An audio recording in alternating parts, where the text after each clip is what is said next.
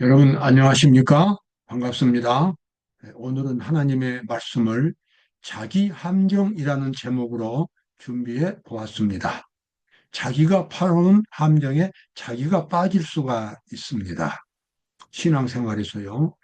자기는 옳다고 생각했고 자기는 조금도 거리낌이 없이 믿고 행동을 했는데 하나님 앞에서는 범죄가 되는 일이 있습니다.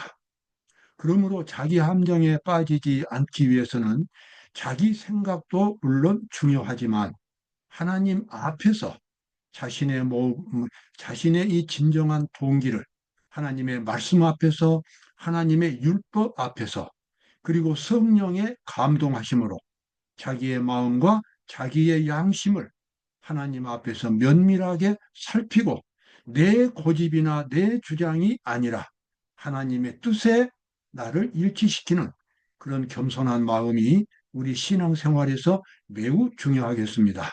오늘 그러한 내용들을 살펴보도록 하겠습니다.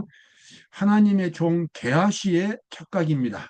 게하시는 구약 성경 선지자 엘리사의 몸종이었습니다. 다른 특별한 일이 없다면 게하시가 엘리사의 뒤를 이어서 이스라엘 백성들에게 선지자가 되었을 것입니다. 왜냐하고 그러면 엘리사는 엘리야의 몸종이었고 그래서 엘리야가 승천한 후에 엘리사가 선지자가 되었고 이제 다시 게하시가 엘리사의 수행원이었기 때문에 그가 이제 앞으로 선지자가 될 가능성이 있었습니다. 그런데 그가 중대한 실수를 저지르고 비참하게 그의 일생을 마감한 이야기가 나옵니다. 열왕기하 5장 20절에 보면 이렇게 게하시가 말합니다. 하나님의 사람 엘리사의 사환 게하시가 스스로 이르되 혼자 말하되 내 주인이 여기서 내 주인은 엘리사입니다. 내 주인이 이 아람 사람 나아만에게 면하여 주고 그 가지고 온 것을 그 손에서 받지 아니하였도다. 자, 이 성경 부분은 성경을 자주 읽은 분들은 그 내용을 아실 겁니다. 그때 그 이스라엘 국가 북쪽에 시리아라고 하는 그러한 왕국이 있었습니다. 근데 시리아 그 왕국에 군대 사령관이 나병이 들었습니다. 그래서 그 시리아의 왕이 그 사령관이 나만 장군을 남쪽 유다에 보내면서 그 왕에게 이렇게 부탁을 했습니다. 우리나라 이 사령관이 나만의 그 병을 좀 고쳐주세요. 이렇게 했는데 사실은 그렇게 해서 근거가 없는 것이 아니라 그 나만 장군의 몸종인 여종이 남쪽 이스라엘에게 엘리사라고 하는 아주 탁월한 선지자가 있는데 그분에게 가면 병이 나을 거라고 그렇게 충고를 했어요. 그 충고를 받아들여서 이제 그 시리아 왕이 나만 장군을 남쪽 이스라엘로 이제 보낸 것입니다. 병을 고쳐주라고요. 근데 이 남쪽 이스라엘 왕이 그것을 보고 당황했습니다. 어떻게 내가 나병을 고친단 말이냐? 그때 다른 사람이 충고를 했습니다. 엘리사한테 보내시면 됩니다. 그래서 나만 장군이 이제 그 왕한테서 물러나와 가지고 엘리사한테 갔습니다. 근데 그때 엘리사는 아주 단순하게 말했습니다. 요단강에 가서 7번 몸을 씻으라. 그러면 병이 낫는다. 이제 엘리사의 집 앞에 도달하니까 그 엘리사가 나와보지도 않고 사환을 시켜서 그렇게 말만 전한 것입니다. 그래서 나만 장군이 처음에는 좀 불쾌했습니다. 그래도 일국의 사령관이 왔는데 나와보지도 않고 말 한마디로 그렇게 처리해버리느냐. 그래서 그냥 돌아가려고 했는데 옆에 있는 그의 그 부하들이 그 나만 장군에게 간곡히 말합니다. 주인이여, 이보다 더 어려운 일을 말했으면 안 하겠습니까? 그 쉬운 일인데 한번 해 보십시오라고 간곡히 부탁하니까 나만 장군이 요단강에 들어가서 몸을 7번 강물에 들어갔다 나왔다 하면서 그렇게 이제 7번 몸을 씻었습니다. 그렇게 하자 놀랍게 기적이 일어났습니다. 몸에 완전히 이 나병이 치료가 되면서 몸이 아주 건강하게 변한 것입니다. 정말 놀라운 기적이었습니다. 그래서 나만 장군이 너무 감격해가지고 다시 그 선지자 엘리사의 집으로 갔습니다. 요단강에서. 그러면서 이제는 제가 알았습니다. 참 신, 진정한 신은 이스라엘의 신이라는 것을 제가 알았습니다. 그리고 제가 평생 이제 그 여호와 하나님을 섬기겠습니다. 다만 한 가지, 우리 왕이 자기들이 믿는 그 신전에 들어가서 제사를 드리는데 관습상 그 왕 옆에서 제가 이렇게 부추겨주는 일은 합니다. 그 일은 제가 하겠습니다. 나머지는 제가 일생 동안 이제는 여호와 하나님을 섬기겠습니다. 그러자 엘리사가 평안히 가라 그랬어요. 한번 그래서 뭐 선물을 거기다 자기가 갖고 가서 것을 몽땅 다 주려고 했는데 실오라기 하나 받지 않고 그대로 다 거절하면서 그냥 가라 그랬어요. 그래서 이제 그냥 갔습니다. 어떻게 기적을 경험하고 참 그렇게 엄청난 일을 축복을 받았는데 그냥 가자니 마음은 허전하지만 뭐 안 받겠다고 그러니까 억지로 줄 수도 없고 그냥 가는데 그때 이제 문제가 터지기 시작했습니다. 옆에서 그 광경을 보고 있던 게하시가 그걸 보면서 이렇게 말합니다. 그 다음입니다. 여호와의 사심을 가리켜 맹세하노니 내가 저를 쫓아가서 무엇이든지 그에게서 취하리라 하고 나만의 뒤를 쫓아가니. 주인 엘리사는 어느 것도 받지 않았어요. 근데 옆에서 그 광경을 보던 엘리사가 참 답답했습니다. 이 정도 기적을 일으켜서 병을 치료했으면 그 장군이 주고자 하는 것을 다 받아도 사실은 죄가 안 되는 것입니다. 근데 그 자기 주인이 굳이 그것을 안 받는 거예요. 그리고 그 나만 장군이 그냥 가버렸습니다. 그래서 여기 지금 뭐라고 말합니까? 여호와의 사심을 가리켜 맹세하노니 그 말은 그의 양심상 부끄러움이 없다는 것입니다. 이것은 내가 받아도 조금 더 있으면 도적질도 아니고 부정한 착취도 아니고 정당하게 기적을 일으켜서 이렇게 병을 고쳐 주었으니 그에 대한 대가를 받는 것은 당연하다. 이렇게 생각하고 뒤쫓아가서 아주 좋은 옷과 은과 금을 받아가지고 주인 모르게 와서 살짝 이렇게 감춰두는 그와 같은 일을 한 것입니다. 여러분 이것이 아주 끔찍한 이 범죄가 되었습니다. 엘리사가 이제 그 사실을 알고 나중에 게하시가 들어왔을 때에 게하시야 너 어디 갔다 왔느냐? 아무데도 안 갔습니다. 네가 나만 장군을 만날 때에 내 마음이 충격으로 다가오지 않더냐. 그러면서 여기 하는 말씀이 뭡니까? 지금이 어찌 은을 받으며 옷을 받으며 감남원이나 포도원이나 양이나 소나 남종이나 여종을 받을 때냐. 그러면서 이제 이어서 말합니다. 그러므로 나만의 문둥병이 네게 들어 네 자손에게 미쳐 영원토록 이르리라. 게하시가 그 앞에서 물러나오매 문둥병이 발하여 눈같이 되었더라. 참 비극적인 일이 벌어졌습니다.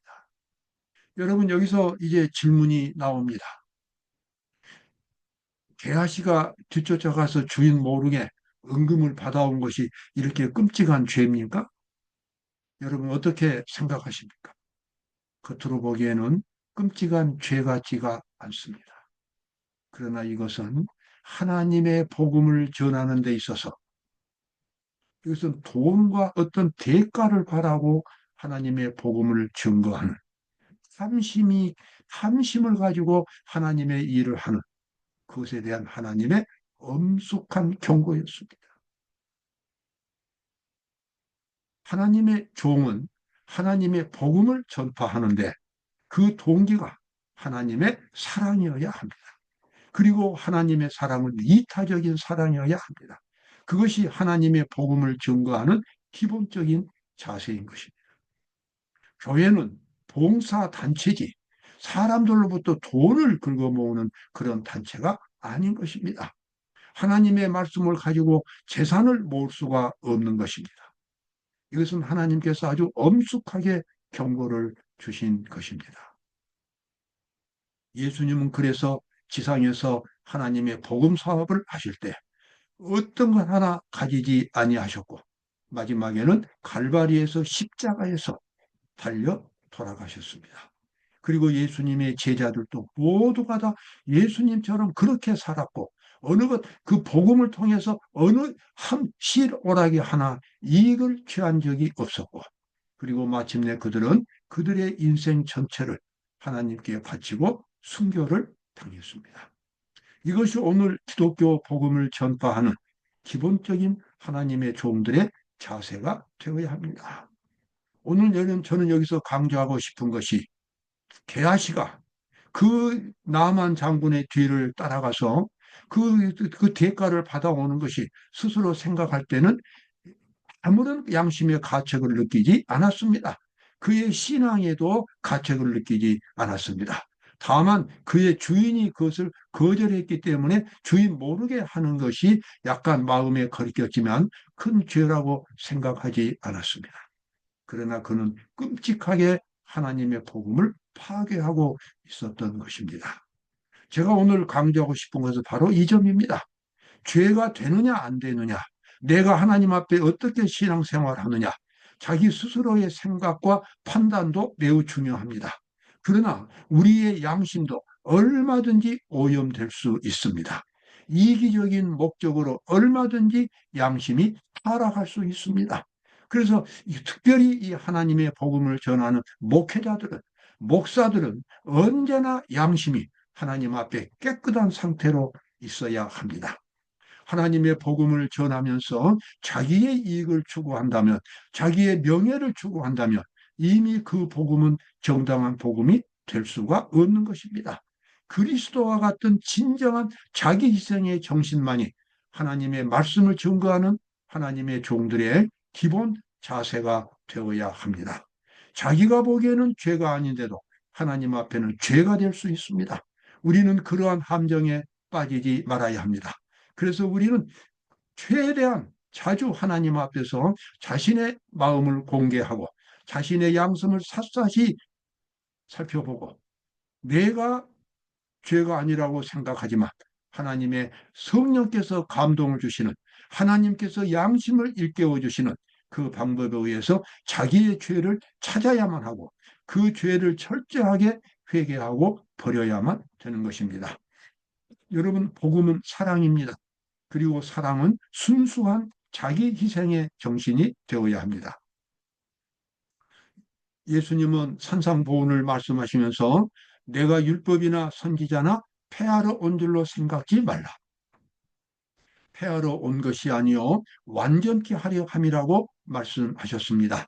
우리가 하나님을 믿는 것은 하나님의 율법을 순종하기 위해서, 진정으로 순종하기 위해서 하나님을 믿는 것입니다. 믿음으로 말미암아 의를 우리가 추구하는 것은 하나님의 의, 즉 그리스도의 정신과 사랑과 그 능력에 의해서 하나님의 율법에 온전히 순종할 수 있도록 하나님의 율법을 지키기 위해서 우리는 믿음으로 말미암아 그리스도의 의를 먼저 받아들이는 것입니다. 그러므로 우리 신앙의 목표는 하나님의 거룩한 율법을 온전히 다 지키는 것이 되겠습니다. 오늘날 수많은 그리스도인들이 그 점에 있어서 착각을 하고 있습니다. 자, 누구든지 나의 이 말을 듣고 행하는 자는 그 집을 반석 위에 지은 지혜로운 사람 같으리라. 하나님의 말씀은 우리가 100% 순종하겠다고 결심해야 합니다. 그리고 하나님의 말씀 그대로 순종하면서 하루하루를 살아가야 되는 것입니다. 거기에 어떤 80%나 90%까지만 순종하고 나머지를 순종하지 않는다면 하나님 앞에 받아들여지지 않습니다. 또 자아가 살아있다면, 자기 자신이 살아있다면 그것도 순종할 수 있는 사람이 아닙니다. 왜 그렇습니까? 육신의 생각은 하나님과 원수가 되기 때문에 그렇습니다. 내가 가지고 있는 그리스도가 아닌 나 자신은 하나님의 율법에 순종할 수 없는 바로 죄 자체이기 때문에 우리는 철저하게 자신을 십자가에 못 박고 그리스도의 정신으로 옷을 입어야 합니다. 나더러 주여 주여 하는 자마다 천국에 다 들어갈 것이 아니요 다만 하늘에 계신 내 아버지의 뜻대로 행하는 자라야 들어가리라. 예수님의 말씀은 조금도 착오를 일으키지 않습니다. 우리가 천국에 가기를 원한다면 하나님의 말씀을 진정으로 율법적으로 문자적으로만 지키는 것이 아니라 그 정신 속에 들어있는 하나님의 그 모습, 하나님의 뜻에 순종하는 것이 그리스도인의 사명이 되겠습니다. 예수님은 이것을 보다 구체적으로 이렇게 말씀하셨습니다. 또 너를 송사하여 속옷을 가지고자 하는 자에게 겉옷까지도 가지게 하며 누구든지 너로 억지로 오리를 가게 하거든 그 사람과 심리를 동행하고, 이것이 바로 천국에 가서 살기를 원하는 그리스도인들의 기본적인 마음 자세가 되어야 하는 것입니다. 세상적인 도덕보다도 훨씬 높은 수준의 도덕률을 가지고 있어야 합니다. 물론 이것이 설교를 하는 저도 쉽지 않고 자주 실수를 합니다. 그렇다고 해서, 실수한다고 해서 이것을 포기한다면 바로 그것은 영생을 포기하는 것입니다. 실수했다면 또 시작하고, 실수했다면 또 시작해서 이 예수님께서 보여주신 천국의 윤리가 우리 자신의 마음속에, 저의 마음에 하나의 삶의 기본적인 자세로 굳건하게 자리를 잡아야만 되는 것입니다. 그래야만 그 사람이 천국에 가서 살 수 있습니다. 대쟁투 620쪽에 나와 있는 말씀입니다. 사탄은 많은 사람들로 하여금 하나님께서 그들의 일상생활에 사소한 일에 나타나는 불성실을 간과해 버리실 것이라고 믿게끔 합니다. 예, 사탄이 바로 끊임없이 이런 착각을 일으키도록 그리스도인들을 유혹하고 있습니다. 어떻게 다 순종할 수 있겠는가? 죄 짓지 않고 이 세상에서 어떻게 산단 말입니까? 완전하라고 하는, 그렇게 말하는 사람들은 위선자들입니다. 자기들도 뭐라 못하면서 완전을 주장하기 때문에 그렇다고 말합니다. 여러분, 그렇지 않습니다.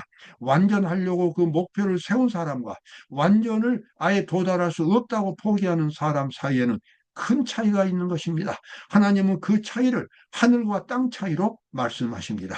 하나님의 뜻에 순종하고 내가 하나님의 뜻대로 살 수 있다라고 하는 산상보훈의 거룩한 정신으로, 이타적인 사랑의 정신으로 내가 살 수 있고 살겠다고 결심했지만 실수하는 사람과, 저것은 아예 처음부터 지킬 수 없다라고 포기하는 사람 사이에는, 이것은 바로 천국과 지옥만큼 큰 차이가 있는 것입니다. 하나님께서는 우리가 하나님의 말씀에 높은 표준을 두고 신앙생활을 하기를 기대하시는 것입니다. 산상보훈 46쪽에 나와 있는 말씀입니다. 시내산에서 주어진 율법은 사랑의 원칙을 반포한 것, 즉 하늘의 율법을 땅에 계시한 것이었다. 시내산에서 하나님께서는 십계명을 주시고 성소 제도를 주시고 여러 가지 율례들을 주셨습니다. 그것은 아주 엄숙한 배경에서 선포하셨지만 사실 그것은 십자가를 통해서 사람들이 지킬 수 있는 그와 같은 복음적인 계명이었습니다. 누구든지 그리스도의 십자가를 경험한다면, 하나님의 용서를 경험한다면, 그리고 하나님의 자아희생적인 그 사랑을 깊이 경험한다면 하나님의 말씀에 순종할 수가 있는 것입니다. 예수님께서 그러한 길을 우리 마음속에 열어주겠다고 약속하셨습니다. 역시 산상보훈 46쪽에 나와 있는 말씀입니다. 그 율법은 중보자의 손으로 제정되고 사람의 마음을 그 율법의 원칙과 조화시킬 수 있는 능력을 가지신 분, 바로 예수님입니다.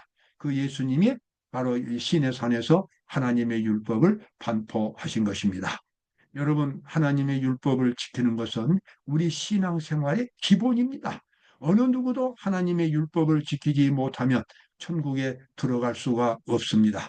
그러나 그 율법을 지키는 것이 문자적으로 지키는 것이 아니라 그 정신을 지켜야 하고, 그리고 어떤 행동으로 나타나기 전에 우리의 마음과 우리의 인격이 하나님의 율법과 일치가 되는 그런 거듭남, 중생, 이러한 변화를 먼저 경험해야만 하는 것입니다. 여러분, 지금이라도 여러분의 마음을 하나님께 진심으로 드려보십시오. 그리고 순종하겠다고 하나님 앞에 약속해 보십시오. 그러면 하나님의 성령께서 마음속에 변화를 일으키시고 기쁨을 주시고 행복감을 주시고 하나님의 말씀을 순종할 수 있는 그와 같은 능력을 예수님께서 공급해 주시는 것입니다. 그렇게 해서 하나님의 율법대로 매일매일 살아갈 수 있게 됩니다. 사탄은 하나님께서 지킬 수 없는 율법을 우리 인간에게 주셨다고 말씀하셨지만 그것은 하나님을 공격하는 것입니다. 우리 그리스도인들은 그렇게 말해서는 안 됩니다. 하나님은 우리에게 지킬 수 있는 율법을 주셨고 우리 인간적인 생각으로는 지킬 수 없지만 예수님께서 내 마음속에 들어오시면 내가 온전히 예수님을 의지한다면 율법은 지킬 수 있다라고 말할 수 있어야 됩니다. 그리고 그 율법을 지키는 생활을 살아가야만 되겠습니다. 오늘도 영생을 추구하는 귀한 하루가 되시기 바랍니다. 감사합니다.